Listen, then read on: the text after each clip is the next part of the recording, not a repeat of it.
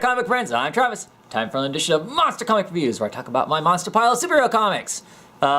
This week it is for books that came out December 3rd, 2014, I believe. First week of December. Jump right into some books. First off, Batman Eternal number 35. We continue to concentrate mostly on the aftermath of the Hush fight. Lieutenant Bard is setting up a trap to catch Batman and goes to extremes to set this trap up. And of course, Batman takes the bait because that's how Batman is. Knowing it's a trap, he steps into it anyway. Then to come to find out that Lucius Fox is working with Lieutenant Bard because he and the Wayne Foundation, because of all the explosions around Gotham that had to do with Batman and Batman Incorporated and the Wayne Foundation being connected to it. He's working with the police to basically take in Batman by helping destroy the Batmobile while Batman's in it. That's fine, somewhat interesting, amusing. I think the interesting thing in here is Vale has decided that she needs to do some more investigative work. She goes off to Detroit, where Bard is from, to find out the real story behind Lieutenant Bard. And we start to get some really interesting information there. That part of the story, I think, is pretty interesting. Interesting to find out that Lieutenant Bard has his own motivations beyond Hush, because now the Hush is out of the picture. Why is he still being kind of this heavy pursuit of Batman? What's the point of that? And here we get to discover more motivations to the person, which I think is really interesting. That part's cool. Otherwise, it's the standard Batman Eternal affair, really, and I'm entertained. Next up is Detective Comics issue number 37. This is the Darwin Cook variant cover. I did get some of the Darwin Cook variant covers because, well, it's Darwin Cook and it's just cool. Nice old-fashioned, Batman. So, second arc of the Brian Bucciolo and Francis Manipool story.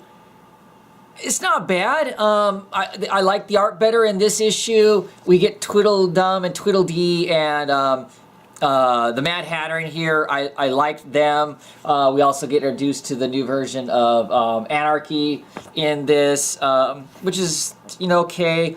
There's some kind of fun moments here. Them having the house lit up for Christmas. I like when comics have seasons and have holidays. You feel like some level of time has passed. So I think it's great that this is December, and of course we're getting a book that has to do with, has some elements in it that lead us to believe that we're in the same time frame as what it is. So I appreciate that. I still don't know that I'm super excited by this team. I don't know that their story is really dynamic. It's not bad, but not the something special I was kind of hoping for. But we'll see. I'll keep collecting it. It's not awful. I collect Detective Comics. I like Detective Comics. So it's one of those things I just always pick up, and it hasn't gone off the deep end somewhere yet. Like I feel kind of like Justice League have, which is one of the books I used to always pick up that I'm not any longer. But yeah, interesting so far.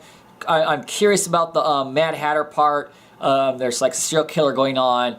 That seems like one storyline, and we have this anarchy that's now starting to reign terror on Gotham as another storyline. So curious to see where those both go. More curious in the whole Mad Hatter. Has he been a long-term serial killer and that sort of thing is probably the more interesting part for me. But yeah.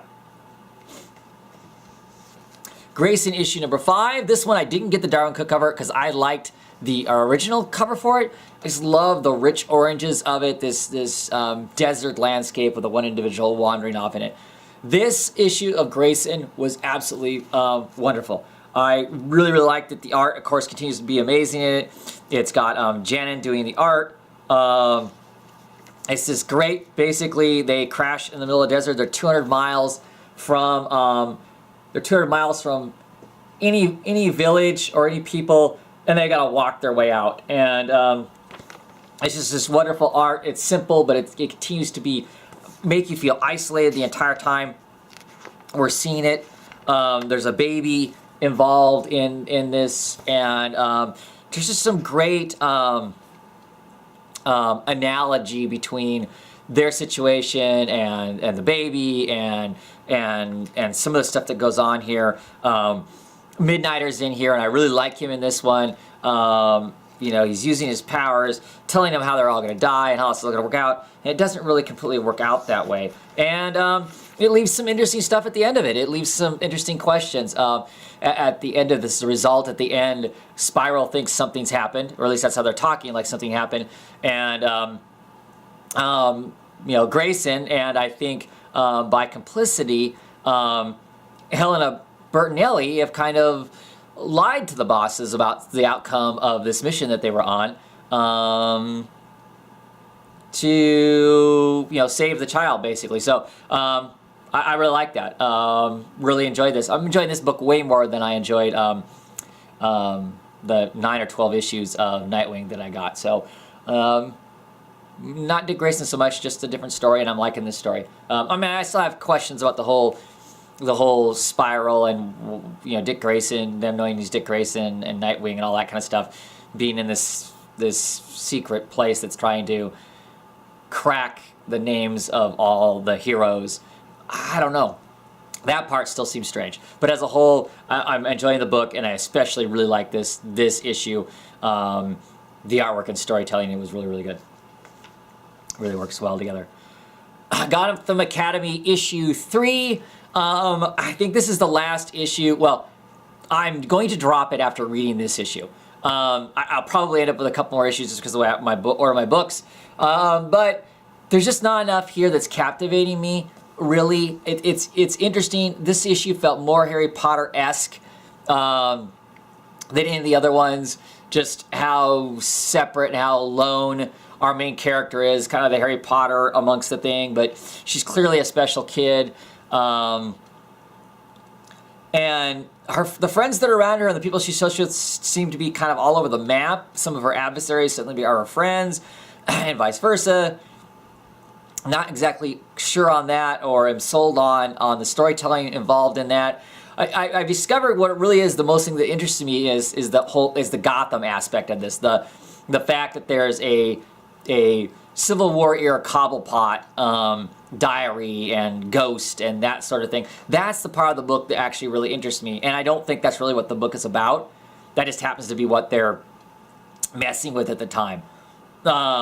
So probably basically done. I mean, like I said, I'll get a couple more issues of it. I'll probably end up with the rest of this arc just because the way my books get ordered. If I suddenly am wowed by the end of the arc, then I guess I'll scramble to try and pick it back up again.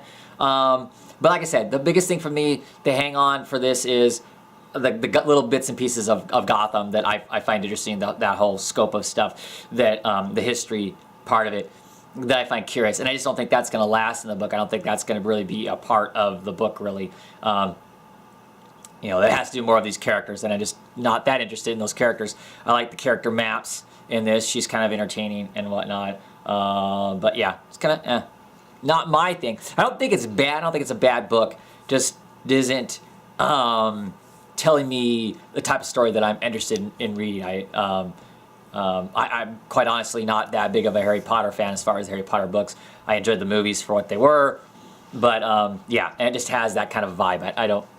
Maybe that's not a good comparison, but it's the comparison that works in my head.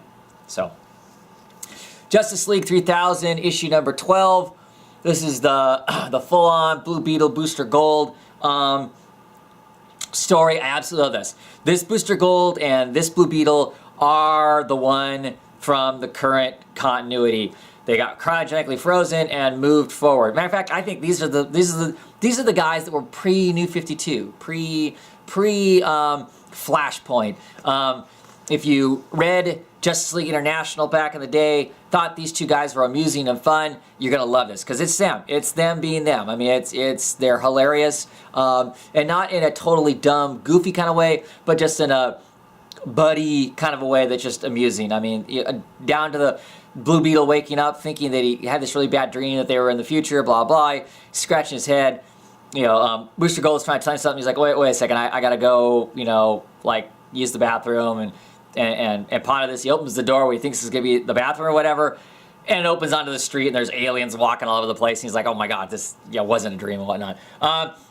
Great fun story. If you like that stuff, I just thought it was hilarious. I laughed my way through it, and I'm completely amused, excited for the next couple issues. I'll be curious to see how these guys end up working in with the rest of the Justice League, and see how that all works. I'm excited for that, but I'm enjoying what there just is right here too. This was just a fun issue of kind of a throwback to all that great stuff. Not that you've had to read any of that to know what's going on here, because you certainly don't. It just, I remember the camaraderie between the two guys back in the day, and it's still here. These writers still have it, and it's still fun. Oh, the infamous Secret 6 issue number 1. I say infamous because I've had lots of conversations with some of you other YouTubers about this book and what we think of it, liking or disliking or whatever. I've been told that while I was on the round table talking about the book that I was a little too nice about the book. I don't know if that's the case. I enjoyed the book. I'm looking forward to the next issue. There are some things I can be critical around the book about.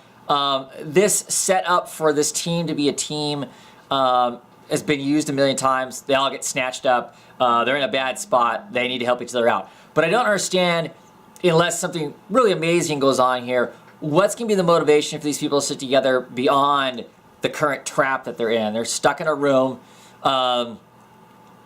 They've all been snatched up, these 6 individuals, and they're kind of like lab rats or whatever. They're told they have to figure out what a secret is, and if they don't figure out the secret is, they got X amount of time, somebody's going to die, they have to pick who it is that's going to die amongst the group. And the floor is electrified, and they can zap the people whoever this is, if they get too far out of hand. So, I don't know.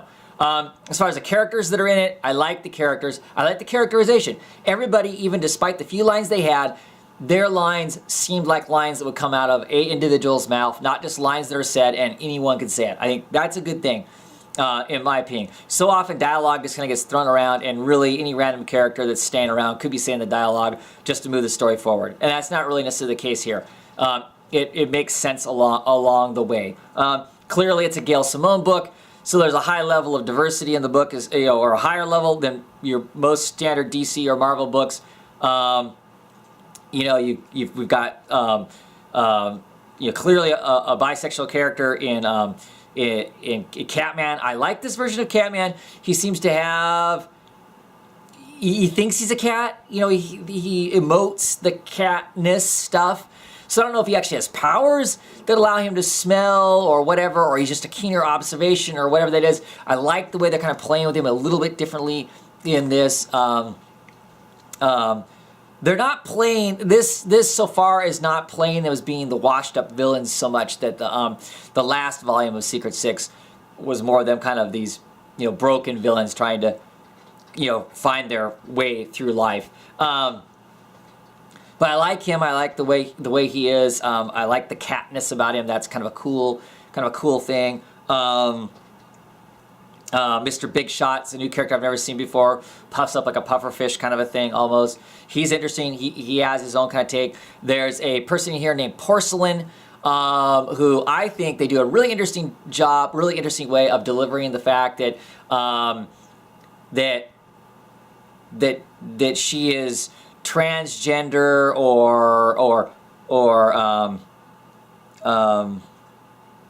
not. I can't think of the word I want to use. But her gender is ambiguous in a sense.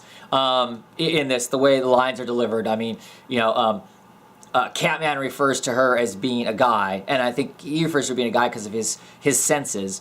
And another character there going, you need to get the rest of the drugs flushed out of your system because that's a girl. And Porcelain saying, don't say something that you can't take back, kind of thing. So that's all interesting. Black Alice is in here. I love Black Alice, and I always think that Gail Simone does the best. Black Alice, it's her character. She created it, and I just think that's an amazing character too. We've also got Mary in here. Actually, most of the characters that are in here are really Gail Simone creations. I like the new version of the ventriloquist, especially in here, even more so. I don't really like her dummy. I don't like that part of the persona, but I like the woman who is the ventriloquist. And the art in this thing is interesting. It's a scratchier, rougher. I think the coloring makes a lot of it strange. The book shifts gears about almost 2/3 of the way through it. It gets a different inker on it, so the lines, shading, and shapes all change. But I love the way that I don't know. I think it's interesting that the ventriloquist is just kind of. She's kind of worn out and gross, it seems, in this this version of her. She's like some wincing. See there, she's right there. Kind of a wincing, dried up, more of a haggy looking kind of a gross kind of a person. And she really didn't seem to be that way in the prior, in the prior stuff. But yeah, I'm liking her. Yeah, there's a picture of her. She's kind of creepy looking and whatnot. And of course, she thinks she's beautiful and magnificent and a triple threat in the entertainment world and all that. So, yeah, I'm just really, I don't know. I like the characters. I'm concerned about the setup, the way this is introduced and whatnot. The last Secret Six, I think, was a brilliant setup. This one seems fairly standard in all accounts. So there is that. I'm going to keep picking up. I'm entertained right now. Curious to see where it's going to go, what's going to become of it and whatnot, and see how this gels together and see what kind of a story we're going to be told. Because I'm thinking we're not going to be told the exact same kind of story that we were told in the last Secret Six, and we shouldn't. So what's going to be the magic of this Secret Six, or is there going to be a magic to this Secret Six? Because the last one definitely had it for me. So, yeah.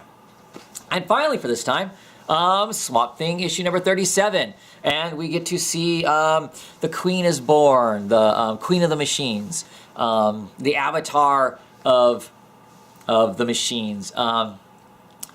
Really great issue, wonderful art by Jesus Hayes. One of the things I think is really cool about this is issue number 37 of Swamp Thing. John Constantine is in this issue to have a conversation with Swamp Thing about what's coming and all that stuff. The wonderful thing about that is if you go back to the saga of the Swamp Thing, that Alan Moore wrote, issue number 37 was the introduction of John Constantine, first issue that John Constantine's in. So matched it all up there. Kudos to you, Charles Soule, for putting that little wink and nod in there for those of us who are long-term Swamp Thing fans and John Constantine fans for that matter. So that's really cool.